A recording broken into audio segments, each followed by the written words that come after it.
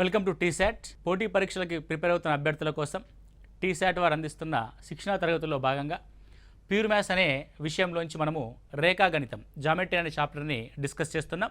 So గత 2 క్లాసుల్లో మనము సమాంతర రేఖలు, కోణాలు మరియు కోణాల యొక్క రకాల గురించి డిస్కస్ చేసాం. ఈ చాప్టర్లో మనము బహుభుజుల గురించి మాట్లాడదాం. సో బహుభుజి అంటే ఏంటి?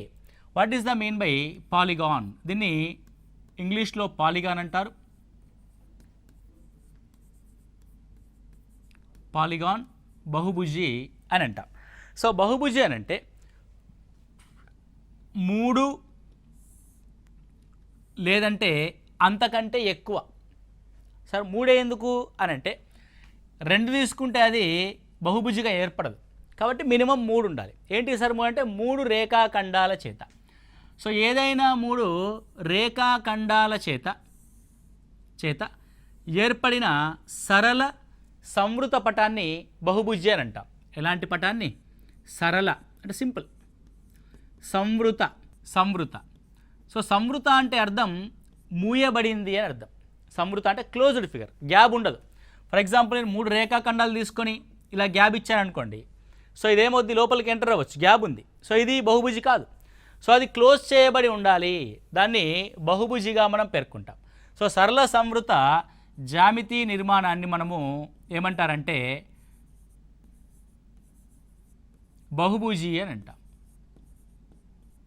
రైట్. సో ఈ బహుభుజి యొక్క నిర్మాణాన్ని కనుక మనం గమనిస్తే, సో బహుభుజిలో ఫర్ ఎగ్జాంపుల్ నేను ట్రయాంగిల్ ఎగ్జాంపుల్ తీసుకుంటున్నాను. సో ఏ, ఇది బి, ఇది సి. సో ఏ, బి, సిలు శీర్షాలు అని అంటాం. శీర్షాలు అని అంటాం. ఆ శీర్షాల వద్ద ఏబి, ఏసి, బీసీ అనే భుజాలు ఏర్పడ్డాయి. కాబట్టి ఏబి భుజము, బీసీ భుజము, సిఏ భుజము, ఇవి భుజాలు ఏర్పడ్డాయి. ఏబి, బీసీ, సిఏ అనే భుజాలు ఏర్పడ్డాయి. ఈ భుజాల మధ్య ఏ అనే శీర్షం వద్ద ఒక కోణం ఏర్పడింది, యాంగిల్ ఏ.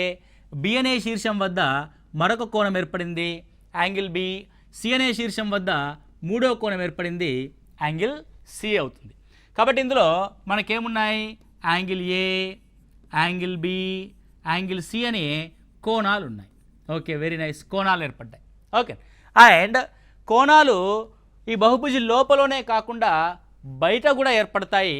అంటే కొంతమంది అభ్యర్థులు ఏమనుకుంటారంటే బయట అంటే ఇలా బయట వైపు మొత్తం తీసుకోవడానికి ప్రయత్నం చేస్తారు. అలా తీసుకోకూడదు. సో బయట వైపు కోణం ఏర్పడము అంటే త్రిభుజంలో ఏదైనా ఒక భుజాన్ని పొడిగించాలి. ఇప్పుడు బీసీని పొడిగించగా బయటి వైపు ఏర్పడిన కోణం. రైట్. నెక్స్ట్ ఇదా సిఏని పొడిగించా బయటి వైపు ఏర్పడిన కోణం. ఇలా ఏబీని పొడిగించా బి వద్ద ఏర్పడిన బయటి వైపు ఏర్పడిన కోణం. ఇలా ఏదైనా ఒక బహుభుజిలో ఒక భుజాన్ని పొడిగించగా దాని ఆసన్న భుజంతో ఏర్పరిచే కోణము ఇగో this one. Right, this one and this one. So ఈ కోణాన్ని ఏమంటారు అని అంటే బాహ్య కోణము అని అంటాం. ఎక్స్టీరియర్ యాంగిల్ ఏమంటారండి? బాహ్య కోణము అని అంటాం. చూడండి, సి అనే శీర్షం వద్ద ఏర్పడిన కోణాలు, ఒకటి అంతర్కోణము, రెండోది బాహ్య కోణము. ఈ రెండు కూడా బీసీ అనే సరళ రేఖపై ఉన్నాయి. అంటే అర్థం ఇక్కడ ఏర్పడిన 2 కోణాల యొక్క మొత్తము 180 డిగ్రీలు. అంటే ఏదైనా ఒక శీర్షం వద్ద ఏర్పడిన అంతర మరియు బాహ్య కోణాల యొక్క మొత్తం 180 డిగ్రీలు. అంతర మరియు బాహ్య కోణాల యొక్క మొత్తం 180 డిగ్రీలు. అంతర మరియు బాహ్య కోణాల మొత్తం 180 డిగ్రీలు. అంటే ఈ ట్రయాంగిల్లో, దీని పేరు ట్రయాంగిల్ అంటాం, త్రిభుజం అంటాం. ఈ త్రిభుజంలో 3 శీర్షాలు ఉన్నాయి. 3 శీర్షాల వద్ద 3 అంతర్కోణాలు ఏర్పడ్డాయి, 3 బాహ్య కోణాలు ఏర్పడ్డాయి. ఏర్పడ్డ 3 అంతర 3 బాహ్య కోణాల యొక్క మొత్తము 3 అంతర ప్లస్ 3 బాహ్య కోణాల యొక్క మొత్తము 180 180 180 540 డిగ్రీస్గా మనం చూస్తాం. 540 డిగ్రీల యొక్క మొత్తమైంది. సో ఇదే కాదు, ఏ బహుభుజ అయినా సరే, ఎన్ని భుజాలున్న బహుభుజ అయినా సరే, ఎన్ని భుజాలున్న బహుభుజి ఏర్పడినా దాని యొక్క బాహ్య కోణాల యొక్క మొత్తము 360 డిగ్రీలకి సమానమవుతుంది. మీరు కావాలంటే ఈ పార్ట్ని కట్ చేసి దీనికి జాయిన్ చేస్తే, ఈ పార్ట్ని కట్ చేసి దీనికి జాయిన్ చేస్తే ఆ మూడు కలిపి ఒక వృత్తాన్ని ఏర్పరుస్తాయి. నువ్వు 4 భుజాలు తీసుకుంటే 4 కలిపి ఒక వృత్తాన్ని ఏర్పరుస్తాయి. 5 భుజాలు తీసుకుంటే 5 కలిపి ఒక వృత్తాన్ని ఏర్పరుస్తాయి. అంటే బాహ్య కోణాల యొక్క మొత్తము అన్ని బహుభుజుల్లో దేనికి సమానంగా ఉంటుంది అని అంటే 360 డిగ్రీలకు సమానంగా ఉంటుంది, ఒక వృత్తానికి సమానంగా ఉంటుంది. 540లో 3 బాహ్య కోణాల యొక్క మొత్తము 360 డిగ్రీలు అయితే మరి 3 అంతర్కోణాల యొక్క మొత్తం ఎంత? 180 డిగ్రీలు. Okay, clear, right. మనం దీన్ని బేస్ చేసుకొని అర్థం చేసుకోవడానికి ప్రయత్నం చేద్దాం. ఏంటి అని అంటే ఇది 3 రేఖాఖండాల చేత ఏర్పాటు చేయబడిన ఒక బహుభుజి, దాని పేరు త్రిభుజం అన్నాం. సో 3 శీర్షాల వద్ద 3 సరళ రేఖలు ఏర్పడ్డాయి. 3 సరళ కోణాల యొక్క మొత్తము 540 డిగ్రీస్గా మనం చూసాం. అంటే for example it is a N sided figure, N భుజాలు కలిగిన ఒక బహుభుజి, ఒక జామితీయ నిర్మాణం. అందులో ఎన్ 180 డిగ్రీస్తో అంటే ఒక్కొక్క భుజం వద్ద అంటే ఒక్కొక్క భుజంతో ఒక్కొక్క శీర్షం ఏర్పడుతుంది కాబట్టి ప్రతి శీర్షం వద్ద 180 డిగ్రీల చేత అంతర మరియు బాహ్య కోణాల యొక్క మొత్తం అయితే ఏర్పడుతుంది. అందులోంచి ఏ బహుభుజ అయినా సరే 360 డిగ్రీల విలువని బాహ్య కోణాలుగా పొందుతుంది. అంటే 360 అంటే 2 180 డిగ్రీస్, 2 180 డిగ్రీస్ బాహ్య కోణాల మొత్తంగా మనం చూస్తున్నాం. ఎన్ 180స్లోంచి 2 180s బాహ్య కోణాల మొత్తం అయితే మరి మిగిలిన ఎన్ని 180లు? ఎన్లోంచి 2 పోగా మిగిలిన 180s. కాబట్టి ఎన్లోంచి 2 పోగా మిగిలిన 180 డిగ్రీలు అనేది అంతర్కోణాల మొత్తానికి సమానమవుతుంది. దేనికి సమానమవుతుంది? అంతర్కోణాల మొత్తానికి సమానము. బాహ్య కోణాల మొత్తము 2 180s, అంతర్కోణాల మొత్తము n-2 180s. Is that clear? Right. ఇప్పుడు మనము ఒక్కొక్క దాని గురించి క్లియర్గా ఇక్కడ చూద్దాం. రైట్, ఫస్ట్ వన్ 3 భుజాలు ఉంటాయి, దాన్ని త్రిభుజము అని అంటాం, ట్రయాంగిల్. రైట్, ఇది అంతర్కోణాల యొక్క మొత్తం, ఇది బాహ్య కోణాల యొక్క మొత్తం. సో ఏ బహుభుజైనా సరే బాహ్య కోణాల మొత్తం 360 డిగ్రీలకి సమానం. ఇక 3 కాబట్టి 3 - 2 అంటే 1 × 180 డిగ్రీస్ అనేది అంతర్కోణాల మొత్తానికి సమానం, 180 డిగ్రీస్. సో ఏదైనా ఒక బహుభుజి 4 భుజాలని కలిగి ఉంటే దాన్ని చతుర్భుజము అని అంటాం. చతుర్భుజం క్వాడ్రిలేటరల్గా మనం చూస్తాం. సో దీని యొక్క మొత్తం 360 డిగ్రీలు, బాహ్య కోణాల యొక్క మొత్తం 360 డిగ్రీలు, అంతర్కోణాల మొత్తం. 4గింటిలో 2 180s వచ్చేసి బాహ్య కోణాల మొత్తము, మిగతా 2 180s వచ్చేసి అంతర్కోణాల మొత్తం, n-2. సో 2 × 180 360 డిగ్రీస్గా మనం చూస్తాం. Okay, clear. నౌ 5 భుజాలు కలిగిన బహుభుజి, దీన్ని పంచభుజి అని అంటాం. దీన్ని ఏమంటాం? పంచభుజి. ఇంగ్లీష్లో పెంటాగాన్ అంటాం. ఓకే, పెంటాగాన్. రైట్. సో 2 180 డిగ్రీస్ 360 బయట. సో పెంటా 5 కాబట్టి 5లో 2 180s పోయినాయి, 3 180s అంతర్కోణాల మొత్తంగా లోపలున్నాయి. కాబట్టి 3 × 180 540 డిగ్రీస్గా మనం చూస్తాం. ఓకే, నెక్స్ట్ 6 భుజాలు కలిగిన బహుభుజి షడ్భుజి అని అంటాం. షడ్భుజి, దీన్ని హెగ్జాగాన్ అని లేదా హెగ్జాగాన్ అని అంటాం. Right, hexagon. Right, next so 2 180s ఎట్లాగూ బాహ్య కోణంగా ఏర్పడతాయి. సో 6లో 2 180s పోతే మిగతాయి 4 180s. 4 × 180 degrees is equal to 720 degrees, 720 డిగ్రీలు. నెక్స్ట్ 7 భుజాలు కలిగిన బహుభుజిని ఏమంటారు? సప్తభుజి. 7 అని అంటే సప్త స్వరాలు 7 అని అంటాం కదా, అది. సో దీన్ని హెప్టాగాన్ అని అంటాం, లేదంటే సెప్టాగాన్ అని అంటారు. సో సప్తభుజి, సెప్టాగాన్ లేదా హెప్టాగాన్.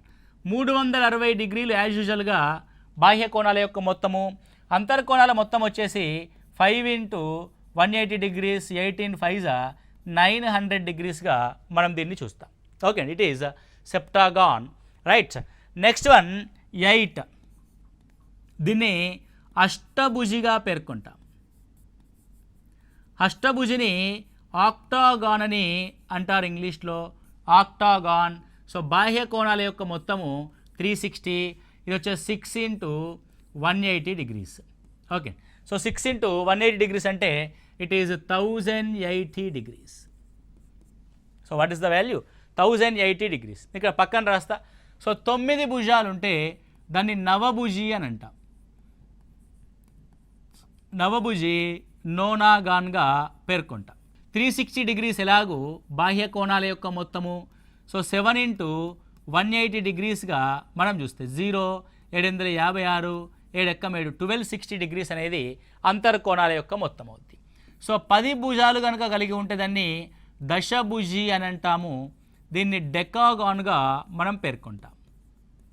It is called decagon. 360 degrees బాహ్య కోణాల మొత్తము, 8 × 180 డిగ్రీస్ అంతర్కోణాల మొత్తము 1440 డిగ్రీస్గా మనము పేర్కొంటాం. ఒకవేళ 11 భుజాలుంటే, ఇక 12 భుజాలుంటే, 13 భుజాలుంటే వాటిని మీరు చేయండి. ఇలా 10 తర్వాత ఎన్ని భుజాలుంటే దాన్ని అన్ని భుజాల గాన్గా పిలుస్తాం. That is called n gon. For example 12 భుజాలుంటే దాన్ని 12 గాన్ అంటాం. 13 భుజాలుంటే 13 గాన్ అంటాం. 100 భుజాలుంటే 100 గాన్ అని పిలుస్తాం. అంటే 10 వరకు మాత్రమే మనకి స్పెసిఫిక్ నామిక్లేచర్ అనేది ఉంది. ఆ తర్వాత ఎన్ని భుజాలు ఉన్న దాన్ని ఎన్ గాన్గా పేర్కొనడం జరుగుద్ది. ఇది అంతర్కోణాల మొత్తము, ఇది బాహ్య కోణాల యొక్క మొత్తం. రైట్. ఒక్కసారి రైట్, ఎన్ భుజాలు కలిగిన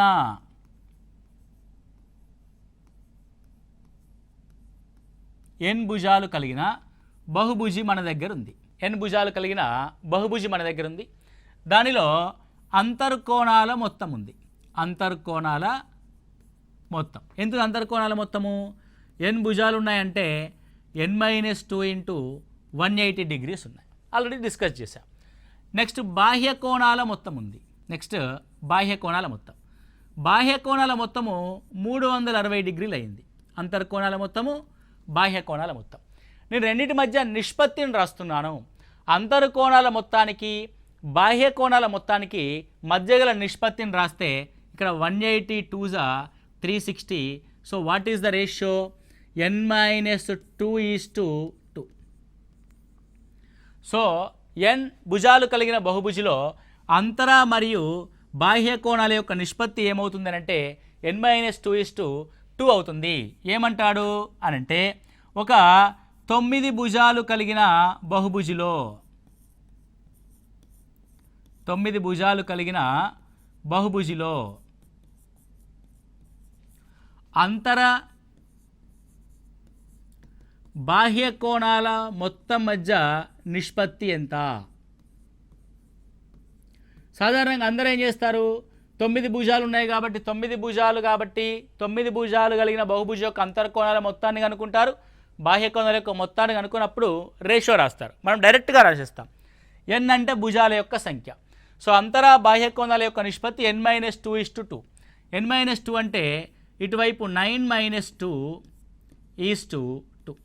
ద రేషియో విల్ బి 7:2గా మనం రాస్తాం.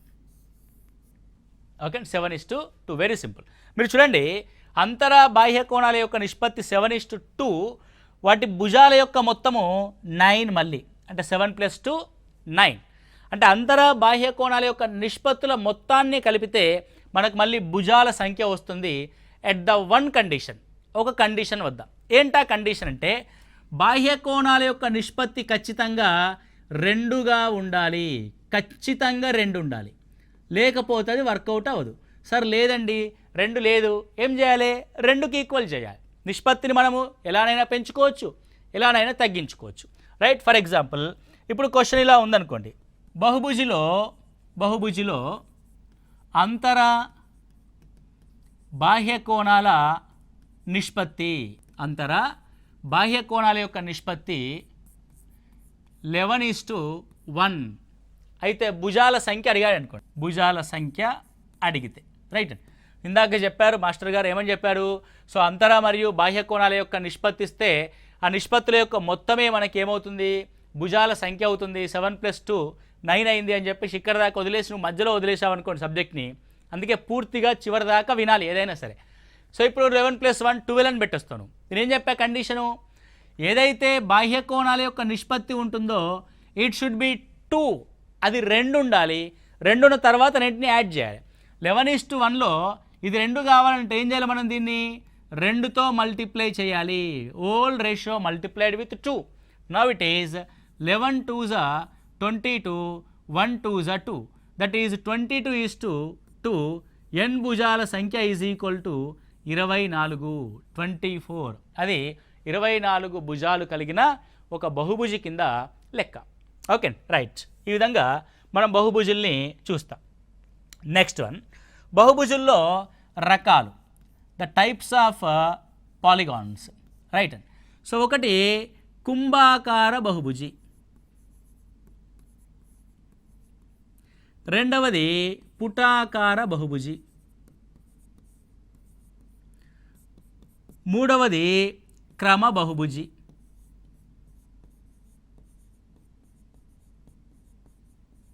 రైట్. క్రమ బహుభుజి. కుంభాకార బహుభుజి అని అంటే ఏదైనా ఒక బహుభుజి, ఓకే. సో ఇక్కడ నేను ఒక బహుభుజిని తీసుకున్నాను. సో ఆ బహుభుజి కనుక గమనిస్తే ఇది ఏం బహుభుజి, ఒకసారి చూడండి ఎన్ని భుజాలు ఉన్నాయి అందులో అని ఒకసారి చూస్తే. సో ఎన్ని భుజాలు ఉన్నాయి ఇక్కడ అని అంటే ఏ అనే శీర్షము, బి అనే శీర్షము, సి, డి, ఈ, ఎఫ్, ఇదొక షడ్భుజి, 6 భుజాలు కలిగిన బహుభుజి. ఇందులో ఎక్కడ కోణం చూసినా సరే ప్రతి కోణం యొక్క విలువ 180 డిగ్రీల కంటే తక్కువ ఉంది. ఇప్పుడు శీర్షం వద్ద ఒక సరళ రేఖను గీసామనుకోండి, అది సరళ రేఖ యొక్క కోణం మొత్తం 180 డిగ్రీస్ కదా, ఇంకా గ్యాప్ ఉంటుంది. అంటే కుంభాకార బహుభుజి అని అంటే ప్రతి అంతర కోణము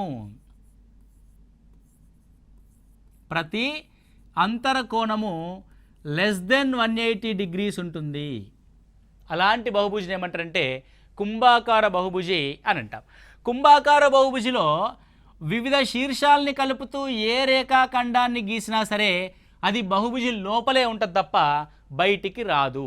అది బహుభుజి యొక్క లోపలే ఉంటుంది కానీ బయటికి రాదు. మరి పుటాకార బహుభుజి అంటే ఏంటి, ఇప్పుడు 1 2 3 రైట్, ఇలా చూడండి. సో ఇది ఏ అనే శీర్షము, ఇది బి, ఇది సి, ఇది డి, ఇది ఈ, రైట్ అండ్ క్లియర్ రైట్. ఇప్పుడు ఈ 1 2 3 4 5 పంచభుజిని మనం గీసాం. సో ఇక్కడ యాంగిల్ తీసుకోండి, అంతర కోణము <180, ఇక్కడ ఉంటే 90 డిగ్రీస్ ఉంటుంది <180, ఇక్కడ 90 డిగ్రీస్ ఉంటుంది <180, ఇక్కడ <180. ఇక్కడ చూడండి ఒకసారి బి వద్ద యాంగిల్ని గమనించండి. సో బి అనే శీర్షం వద్ద నేను ఒక సరళ రేఖను గీస్తా, రైట్. మీకు ఒక సరళ రేఖను గీసినప్పుడు సరళ రేఖపై ఉండే కోణం 180, కానీ బి వద్ద ఉన్న కోణము ఇంకా ఎక్స్ట్రాగా ఉంది. చూడండి సరళ రేఖ కంటే ఎక్స్ట్రా ఉందా లేదా, yes there is n extra. అంటే బి వద్ద ఏర్పడ్డ కోణము 180 డిగ్రీల కంటే ఎక్కువ ఉంది. ఓకే, ఇక్కడ ఏమంటాం, పుటాకార బహుభుజి అంటే కనీసం ఒక కోణము, మినిమం 1, మిగతా ఉన్న నో ప్రాబ్లం, కనీసం ఒక కోణము 180 డిగ్రీల కంటే ఎక్కువ ఉండాలి. అప్పుడు మనం ఏదైనా రేఖాఖండాన్ని కనుక శీర్షాలని కలుపుతూ గీస్తే అది బయటి వైపు ఏర్పడుతుంది, బహుభుజి యొక్క బయటి వైపు ఏర్పడుతుంది ఆ రేఖాఖండము, రైట్ అండి. సో ఆ విధంగా మనము బహుభుజి యొక్క పుటాకార బహుభుజి, కుంభాకార బహుభుజిగా మనం చూస్తాం. క్రమ బహుభుజి, so what is the mean by క్రమ బహుభుజి, రెగ్యులర్ పాలిగాన్. క్రమ బహుభుజి అయితే ఏ బహుభుజిలోనైతే భుజాలు ఒకదానితో ఒకటి సమానంగా ఉంటాయో అండ్ కోణాలు ఒకదానితో ఒకటి సమానంగా ఉంటాయో అలాంటి బహుభుజిని క్రమ బహుభుజి అని అంటాం. ఓన్లీ భుజాలు సమానంగా ఉన్నా అది క్రమ బహుభుజి కాదు, ఓన్లీ కోణాలు సమానంగా ఉన్న అది క్రమ బహుభుజి కాదు. భుజాలు సమానంగా ఉండాలి, కోణాలు కూడా ఒకదానితో మరొకటి సమానంగా ఉండాలి. అలాంటి బహుభుజుల్ని క్రమ బహుభుజి, రెగ్యులర్ పాలిగాన్గా మనం చూస్తాం. భుజాలు సమానము మరియు కోణాలు కూడా సమానంగా ఉండాలి. ఫర్ ఎగ్జాంపుల్ సమబాహు త్రిభుజం ఉంది. సమబాహు త్రిభుజం ఉంది. సో సమబాహు త్రిభుజంలో భుజాలు సమానము మరియు కోణాలు సమానం. 60 డిగ్రీలు 60 డిగ్రీలు 60 డిగ్రీలు కోణాలుగా ఉంటుంది. అండ్ ప్రతి భుజం యొక్క కొలత సమానంగా ఉంటుంది. అండ్ ఇంకొక ఎగ్జాంపుల్ తీసుకుంటే చతురస్రం, స్క్వేర్. ఓకే, చతురస్రంలో కూడా ప్రతి కోణము 90 డిగ్రీలు 90 డిగ్రీలు 90 డిగ్రీలు ఉంటుంది మరియు ప్రతి భుజం కూడా సమానంగా ఉంటుంది. వీటిని క్రమబహుభుజి యొక్క ఉదాహరణలుగా మనం సమబాహు త్రిభుజం మరియు చతురస్రాన్ని చూస్తాము. ఇది బహుభుజిలో ఉండే కోణాలు మరియు వాటి యొక్క రకాలు. సరే, బహుభుజిలో కోణాలు కాకుండా ఇంకేమీ ఉండవా అని ఒకసారి చూస్తే, ఇప్పుడు ఫర్ ఎగ్జాంపుల్ నేను ఒక బహుభుజిని తీసుకుంటాను. ఇది ఒక బహుభుజి. సో బహుభుజిలో ఇది ఏ, ఇది బి, ఇది సి, ఇది డి, ఈ, ఎఫ్ అనే 6 శీర్షాలు కలిగిన ఒక షడ్భుజి దీని యొక్క పేరు. సో ఇది ఏబి అనేది ఒక భుజం అండి. ఏబి అనేది భుజం. ఓకే, బాగుంది. ఏఎఫ్ అనేది మరొక భుజం. ఏఎఫ్ అనేది మరొక భుజం. అంటే ఏ నుంచి శీర్షాలని కలుపుతున్నాను నేను. ఇప్పుడు ఏ నుంచి సిని కలుపుతా. ఏసి అనేది భుజం అవుతుందా? అవదు. ఏ నుంచి డిని కలుపుతా. ఏడి అనేది భుజం అవుతుందా? అవదు. ఏ నుంచి ఈని కలుపుతా. ఏఈ అనేది భుజం అవుతుందా? అవదు. రైట్. అవి ఏమవుతాయి అని అంటే ఇవి కర్ణాలు అవుతాయి. వీటిని ఏమంటారండి? కర్ణాలు అని అంటాం. భుజాలు ఉంటాయి, వాటితో పాటు కర్ణాలు ఉంటాయి. ఏంటి కర్ణాలు? డయాగ్నల్స్ అంటే ఏంటి అని అంటే ఏదైనా ఒక బహుభుజిలో ఒక శీర్షము నుండి ఇతర శీర్షాలని కలుపుతూ గీసిన రేఖాఖండాలని భుజాలు కానటువంటి రేఖాఖండాలని. ఎందుకంటే ఏ నుంచి బి గీస్తాం, అది భుజం అయింది. ఏ నుంచి సి గీసాం, అది భుజం కాదు. భుజాలు కానటువంటి రేఖాఖండాలను ఏమంటారంటే కర్ణాలు అని పేర్కొన్నాం. ఇక్కడ చూడండి, మనకి ఏ, బి, సి, డి, ఈ, ఎఫ్ అనే 6 శీర్షాలు ఉన్నాయి. ఏ నుంచి మనం చూస్తే బికి గీయలేకపోయాం, ఎందుకంటే బికి భుజమైంది. ఎఫ్కి గీయలేదు, ఎఫ్కి భుజమైంది. ఎన్ని గీసాం? సిడిఈకి 3 గీసాం. రైట్ అండి. సో ఏ నుంచి 3 గీయగలం, బి నుంచి 3 గీయగలం, సి నుంచి 3 గీయగలం, డి నుంచి 3 గీయగలం, ఈ నుంచి 3 గీయగలం, ఎఫ్ నుంచి కూడా 3 గీయగలం. అంటే మొత్తం ఎన్ని గీయగలం? 6 శీర్షాల నుంచి ఒక్కొక్క శీర్షం నుంచి మిగిలిన 3 శీర్షాలకి మనం కర్ణాలని గీయగలం. రైట్. ఇప్పుడు ఏ నుంచి ఆల్రెడీ సికి గీసా, నువ్వు సి నుంచి మళ్ళీ ఏకి గీస్తున్నావు, అంతే కదా అర్థం. సి నుంచి 3 గీస్తున్నావు అంటే మళ్ళీ సి నుంచి ఏకి వస్తున్నాయి అర్థం. డి నుంచి మళ్ళీ ఏకి గీస్తున్నా, ఈ నుంచి మళ్ళీ ఏకి గీస్తున్నా. అంటే ఒకసారి గీసిన కర్ణము మళ్ళీ ఇతర శీర్షం నుంచి చూసినప్పుడు రిపీట్ అవుతుంది. రిపిటేషన్ తీసేయాలంటే ఒక్కొక్క డబల్ వస్తుంది కాబట్టి బై 2 చేస్తాం. కాబట్టి మొత్తం ఎన్ని కర్ణాలు ఏర్పడతాయి ఇందులో అంటే 9 కర్ణాలు ఏర్పడతాయి. 6 భుజాలు కలిగిన బహుభుజిలో ఉన్న కర్ణాలు ఎన్ని? 9 కర్ణాలు. రైట్. దీన్ని సింప్లిఫై చేస్తే ఎన్ అనే భుజాలు ఉందనుకోండి, కాబట్టి ఎన్ శీర్షాల నుంచి మనము ఎన్ని కర్ణాలని గీయొచ్చు. సో ఎన్ శీర్షాలు ఉన్నాయి. ఇక్కడ ఒక శీర్షం అనుకుందాం. దీని లెఫ్ట్కి మనం గీయలేం, దీని రైట్కి దాన్ని గీయలేం, తన నుంచి తనకు గీయలేం. అంటే మొత్తం శీర్షాల నుంచి ఎన్ని శీర్షాలు తీసేస్తున్నాము? 3 శీర్షాలు తీసేసి మిగతా ప్రతిదానికి మనం కర్ణాలను గీస్తున్నాం. అంటే n ఇంటూ n-3 కర్ణాలు గీయొచ్చు. రిపిటేషన్ ఉంటుంది కాబట్టి బై 2 చేస్తాం. ఇది నెంబర్ ఆఫ్ డయాగ్నల్స్ యొక్క ఫార్ములా. నెంబర్ ఆఫ్ కర్ణాలు ఏంటి? నెంబర్ ఆఫ్ కర్ణాలు n ఇంటూ n-3/2. కాబట్టి కర్ణాల సంఖ్యకి ఫార్ములా వెరీ వెరీ ఇంపార్టెంట్. కర్ణాల సంఖ్యకి formula n into n-3/2. n into n-3/2. అర్థమైంది కానీ ఎలా వచ్చిందో ఫార్ములా. రైట్ అండి. దాన్ని బై హార్ట్ చేయడం కాదు, ఫ్లోలో నేర్చుకుంటూ వెళ్ళాలి విషయాంశాలని. ఇప్పుడు ఫర్ ఎగ్జాంపుల్ 10 భుజాలు కలిగితే కర్ణాల సంఖ్య ఎంత? కర్ణాలు ఎన్ని? సో 10 × 7/2, ఎందుకంటే n × n - 3, 2 5ల 10, 7 5ల 35 కర్ణాలు ఉంటాయి. 35 కర్ణాలు ఉంటాయి. ఇప్పుడు 54 కర్ణాలు ఉన్నాయనుకోండి. 54 కర్ణాలు గల బహుభుజిలో భుజాల సంఖ్య అడుగుతాడు. రైట్. ఇలా రివర్స్ క్వశ్చన్ వచ్చినప్పుడు ఏం చేయాలంటే అనవసరంగా క్వాలిటీకి ఈక్వేషన్ అది ఇది అనుకుంటూ చేయకుండా ఆప్షన్స్ని బేస్ చేసుకోవాలి. Option 1 10, option 2 11, option 3 12, option 4 13. ఇది భుజాల సంఖ్య. మీకేం తెలుసు? భుజాల సంఖ్య 10 అయితే 10 × 7/2 కర్ణాల సంఖ్య అవుద్ది 35. కాదు, మనకి 54 కావాలి. This is not our answer. So 11 × 8/2, 2 4 8, 44. So this is not our answer. So 12 × 9/2, 2 6ల 12, 9 6ల 54. So this is our answer.